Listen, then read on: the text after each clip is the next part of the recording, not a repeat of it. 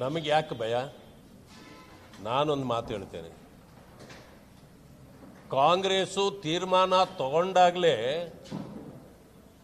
Ban ಮಾಡಿದಾಗಲೇ ಅವರೇ ಪಶ್ಚಾತ್ತಾಪ ಪಟ್ಟು ವಾಪಸ್ ಕೊಟ್ಟಿದ್ದಾರೆ. ಮತ್ತೆ ಭಯ ಇಲ್ಲೆಲ್ಲಿ ಬರ್ತದೆ? ಆದರೆ ಈ ಕುತಂತ್ರ, ಕುಯುಕ್ತಿ, ಈ ಹಪಾಹಪಿ ಇದೆಯಲ್ಲ, ಪ್ರಚಾರದ ಹಪಾಹಪಿ, ಅದಕ್ಕೆ ಈ ಬೆಂಕಿ ಹಚ್ಚೋ ಕೆಲಸವನ್ನು ಮಾಡಬಾರ್ದು ಇಂಥವರು ಅಂತೇಳಿ ಅದಕ್ಕೆ ತಕ್ಕ ಶಾಸ್ತಿಯನ್ನು ಕಲಿಸಬೇಕು ಅನ್ನೋದನ್ನು ಹೇಳ್ತೇವೆ.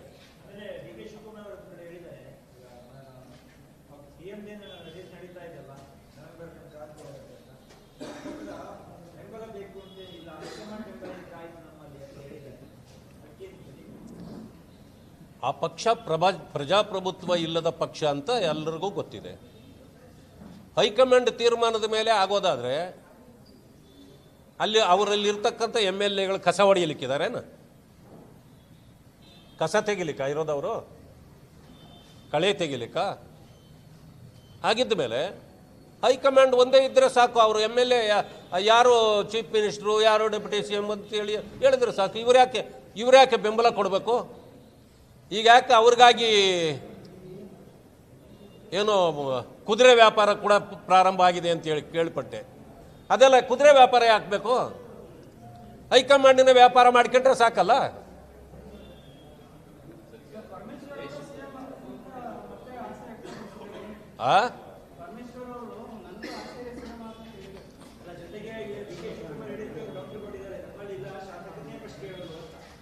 ಈಗ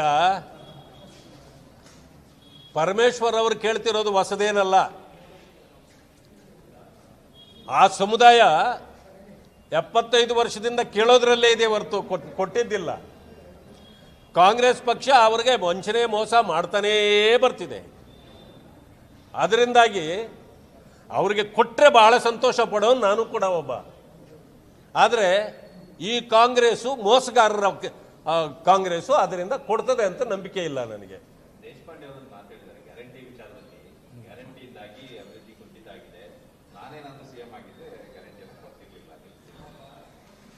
ಆ ಪಕ್ಷದ ಮನಸ್ಥಿತಿನೇ ಆ ರೀತಿ ಇರಬೇಕಾದ್ರೆ ಇನ್ನ ಗ್ಯಾರಂಟಿಗಳಿಗೆ ಏನು ಬೆಲೆ ಇದೆ? ಗ್ಯಾರಂಟಿ ಹೆಸರಿನಲ್ಲೇ ಸಂಪೂರ್ಣವಾಗಿ ಈ ರಾಜ್ಯವನ್ನು ದಿವಾಳಿ ಮಾಡ್ತಿದ್ದಾರೆ. ಯಾರಿಗೆ ನಿಜವಾಗಲೂ ಗ್ಯಾರಂಟಿ ತಲುಪಿದೆ ಅನ್ನೋದನ್ನ ಆ ಜನನೇ ಹೇಳಬೇಕು. ಒಬ್ರಿಗೆ ತಲುಪಿದೆ, ಒಬ್ರಿಗೆ ತಲುಪಿಲ್ಲ. 6 ತಿಂಗಳಾದ್ಮೇಲೆ ಅವ್ರಿಗೆ ತಲುಪಿದೆ, ಇವ್ರಿಗೆ ತಲುಪಿಲ್ಲ. ಅಂದ್ರೆ ಇದೊಂದು ರೀತಿ ವಂಚನೆಯ ದಾಳ. ಇದು ಗ್ಯಾರಂಟಿಗಳ ಹೆಸರಿನಲ್ಲಿ ಈ ರಾಜ್ಯದಲ್ಲಿ ಲೂಟಿ ನಡೀತಾ ಇದೆ. ಅದರಿಂದಾಗಿ ಒಂದು ಕಡೆ ಲೂಟಿ, ಮತ್ತೊಂದು ಕಡೆ ಅಭಿವೃದ್ಧಿ ಕುಂಠಿತ. ಆ ಕಾರಣದಿಂದ ನಾವು ವಿರೋಧ ಮಾಡೋದಲ್ಲ ಗ್ಯಾರಂಟಿಗಳನ್ನು. ಅವರ ಪಕ್ಷವೇ ಒಳಗಿಂದ ಒಳಗೆ ಗ್ಯಾರಂಟಿಗಳನ್ನು ವಿರೋಧ ಮಾಡ್ತಾ ಇದೆ.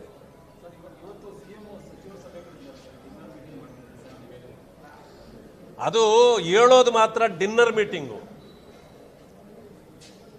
ಅದು ನಿಜವಾಗ್ಲೂ ಯಾವ ಮೀಟಿಂಗು ಅಂದರೆ ಬಿಹಾರ ಎಲೆಕ್ಷನ್ಗೆ ಕಲೆಕ್ಷನ್ ಮೀಟಿಂಗ್ ಅದು. ಯಾಕೆಂದ್ರೆ ಒಬ್ಬೊಬ್ಬರನ್ನೇ ಸಪರೇಟ್ ಮಾತಾಡೋಕ್ಕಾಗಲ್ಲ ಅಂತೇಳಿ ಟಾರ್ಗೆಟ್ ಫಿಕ್ಸ್ ಮಾಡಿ ಒಬ್ಬೊಬ್ಬರು ಇಷ್ಟಿಷ್ಟು ತಲುಪಿಸ್ಬೇಕು ಅನ್ನೋ ಮೀಟಿಂಗು. ಯಾಕೆಂತಂದ್ರೆ ಪಾಪ ಅವರು ಪಪ್ಪಿ ಅವ್ರನ್ನ ಬುಕ್ ಮಾಡ್ಕೊಂಡಿದ್ರು, ಮಂತ್ರಿ ಮಾಡ್ತೀವಿ, ಚುನಾವಣೆದು ನೋಡ್ಕೊಳ್ಬೇಕು ಅಂತ. ಸೊ ಅದು ಅವರು ಅರೆಸ್ಟ್ ಆಗಿ ಇವತ್ತಿದಾಗಿರೋದ್ರಿಂದ ಪಾಪ ಅವ್ರಿಗೆ ಸ್ವಲ್ಪ ತೊಂದರೆ ಆಗಿದೆ. ಇಲ್ಲ ಅಂತಂದ್ರೆ ಟಾರ್ಗೆಟ್ ಮುಟ್ಬಿಡ್ತಾ ಇದ್ರು ಸುಲಭವಾಗಿ. ಏನೋ ಜನ ಹೇಳ್ತಾರೆ ಈ ಮಾತುಗಳನ್ನೆಲ್ಲ. ಅವರ ಪಕ್ಷದ ಒಳಗಡೆನೆ ಇಂಥ ಸದ್ದು ಬರ್ತಾ ಇರೋದು ಕಾಂಗ್ರೆಸ್ ಕಡೆಯಿಂದ. ಅದನ್ನು ಗಮನಿಸಿ ಟಾರ್ಗೆಟ್ ರೀಚ್ ಆದರೂ ಇವರು ಅಂದ್ಕೊಂಡಿದ್ವಿ. ಈಗ ಅಲ್ಲಿ ಟಾರ್ಗೆಟ್ ರೀಚ್ ಆಗಲಿಲ್ಲ ಅನ್ನೋ ಕಾರಣಕ್ಕೆ ಡಿನ್ನರ್ ಮೀಟಿಂಗ್ ಅನ್ನೋ ಹೆಸರಿನಲ್ಲಿ ಎಲೆಕ್ಷನ್ಗೆ ಕಲೆಕ್ಷನ್ ಮೀಟಿಂಗ್ ಸ್ಟಾರ್ಟ್ ಆಗಿದೆ.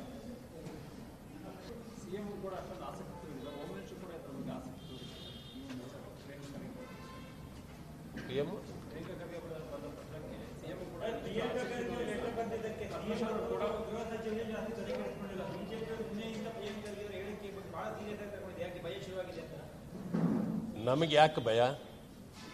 ನಾನೊಂದು ಮಾತು ಹೇಳ್ತೇನೆ. ಕಾಂಗ್ರೆಸ್ಸು ತೀರ್ಮಾನ ತಗೊಂಡಾಗಲೇ, ಬ್ಯಾನ್ ಮಾಡಿದಾಗಲೇ ಅವರೇ ಪಶ್ಚಾತ್ತಾಪ ಪಟ್ಟು ವಾಪಸ್ ಕೊಟ್ಟಿದ್ದಾರೆ. ಮತ್ತು ಭಯ ಇಲ್ಲೆಲ್ಲಿ ಬರ್ತದೆ? ಆದರೆ ಈ ಕುತಂತ್ರ, ಕುಯುಕ್ತಿ, ಈ ಹಪಾಹಪಿ ಇದೆಯಲ್ಲ, ಪ್ರಚಾರದ ಹಪಾಹಪಿ, ಅದಕ್ಕೆ ಈ ಬೆಂಕಿ ಹಚ್ಚೋ ಕೆಲಸವನ್ನು ಮಾಡಬಾರ್ದು ಇಂಥವರು ಅಂತೇಳಿ ಅದಕ್ಕೆ ತಕ್ಕ ಶಾಸ್ತಿಯನ್ನು ಕಲಿಸಬೇಕು ಅನ್ನೋದನ್ನು ಹೇಳ್ತೇವೆ.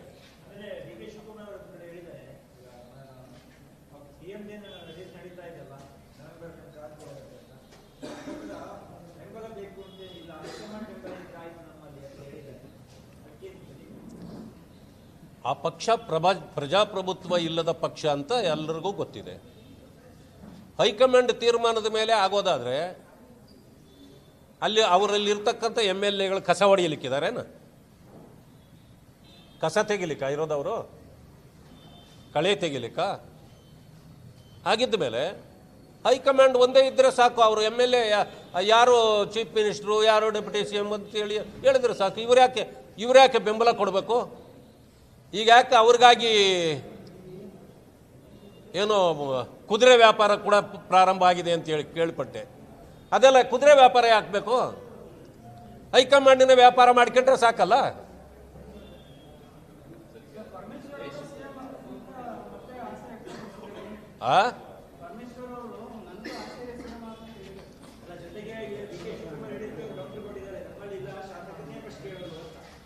ಈಗ ಪರಮೇಶ್ವರ್ ಅವರು ಕೇಳ್ತಿರೋದು ಹೊಸದೇನಲ್ಲ. ಆ ಸಮುದಾಯ 75 ವರ್ಷದಿಂದ ಕೇಳೋದ್ರಲ್ಲೇ ಇದೆ ಹೊರತು ಕೊಟ್ಟಿದ್ದಿಲ್ಲ. ಕಾಂಗ್ರೆಸ್ ಪಕ್ಷ ಅವರಿಗೆ ವಂಚನೆ ಮೋಸ ಮಾಡ್ತಾನೇ ಬರ್ತಿದೆ. ಅದರಿಂದಾಗಿ ಅವರಿಗೆ ಕೊಟ್ಟರೆ ಬಹಳ ಸಂತೋಷ ಪಡೋನು ನಾನು ಕೂಡ ಒಬ್ಬ. ಆದರೆ ಈ ಕಾಂಗ್ರೆಸ್ಸು ಮೋಸಗಾರರ ಕಾಂಗ್ರೆಸ್ಸು, ಅದರಿಂದ ಕೊಡ್ತದೆ ಅಂತ ನಂಬಿಕೆ ಇಲ್ಲ ನನಗೆ.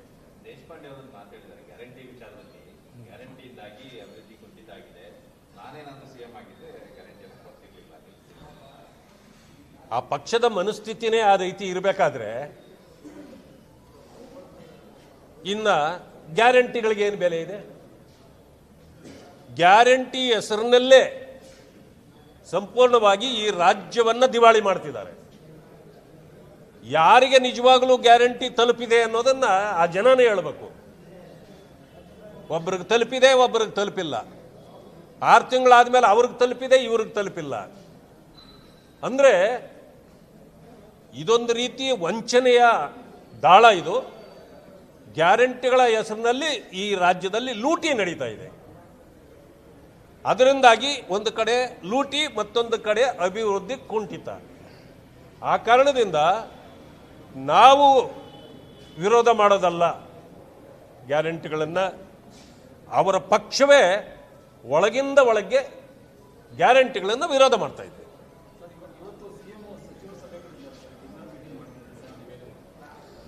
ಅದು ಹೇಳೋದು ಮಾತ್ರ ಡಿನ್ನರ್ ಮೀಟಿಂಗು. ಅದು ನಿಜವಾಗ್ಲೂ ಯಾವ ಮೀಟಿಂಗು ಅಂದರೆ ಬಿಹಾರ ಎಲೆಕ್ಷನ್ಗೆ ಕಲೆಕ್ಷನ್ ಮೀಟಿಂಗ್ ಅದು. ಯಾಕೆಂದರೆ ಒಬ್ಬೊಬ್ಬರನ್ನೇ ಸಪ್ರೇಟ್ ಮಾತಾಡೋಕ್ಕಾಗಲ್ಲ ಅಂತೇಳಿ ಟಾರ್ಗೆಟ್ ಫಿಕ್ಸ್ ಮಾಡಿ ಒಬ್ಬೊಬ್ಬರು ಇಷ್ಟಿಷ್ಟು ತಲುಪಿಸ್ಬೇಕು ಅನ್ನೋ ಮೀಟಿಂಗು. ಯಾಕೆಂತಂದರೆ ಪಾಪ ಅವರು ಪಪ್ಪಿಯವ್ರನ್ನ ಬುಕ್ ಮಾಡ್ಕೊಂಡಿದ್ರು, ಮಂತ್ರಿ ಮಾಡ್ತೀವಿ, ಚುನಾವಣೆದು ನೋಡ್ಕೊಳ್ಬೇಕು ಅಂತ. ಸೊ ಅದು ಅವರು ಅರೆಸ್ಟ್ ಆಗಿ ಇವತ್ತಿದಾಗಿರೋದ್ರಿಂದ ಪಾಪ ಅವ್ರಿಗೆ ಸ್ವಲ್ಪ ತೊಂದರೆ ಆಗಿದೆ. ಇಲ್ಲ ಅಂತಂದ್ರೆ ಟಾರ್ಗೆಟ್ ಮುಟ್ಬಿಡ್ತಾ ಇದ್ರು ಸುಲಭವಾಗಿ.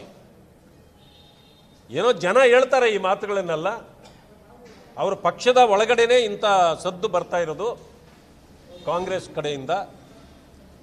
ಅದನ್ನು ಗಮನಿಸಿ ಟಾರ್ಗೆಟ್ ರೀಚ್ ಆದರೂ ಇವರು ಅಂದ್ಕೊಂಡಿದ್ವಿ. ಈಗ ಅಲ್ಲಿ ಟಾರ್ಗೆಟ್ ರೀಚ್ ಆಗಲಿಲ್ಲ ಅನ್ನೋ ಕಾರಣಕ್ಕೆ ಡಿನ್ನರ್ ಮೀಟಿಂಗ್ ಅನ್ನೋ ಹೆಸರಿನಲ್ಲಿ ಎಲೆಕ್ಷನ್ಗೆ ಕಲೆಕ್ಷನ್ ಮೀಟಿಂಗ್ ಸ್ಟಾರ್ಟ್ ಆಗಿದೆ. ಹೆಚ್ಚಿನ ವಿಡಿಯೋಗಳಿಗೆ ಪ್ರತಿಧ್ವನಿ ಯೂಟ್ಯೂಬ್ ಚಾನೆಲ್ ಸಬ್ಸ್ಕ್ರೈಬ್ ಮಾಡಿ, ಬೆಲ್ ಐಕಾನ್ ಕ್ಲಿಕ್ ಮಾಡಿ.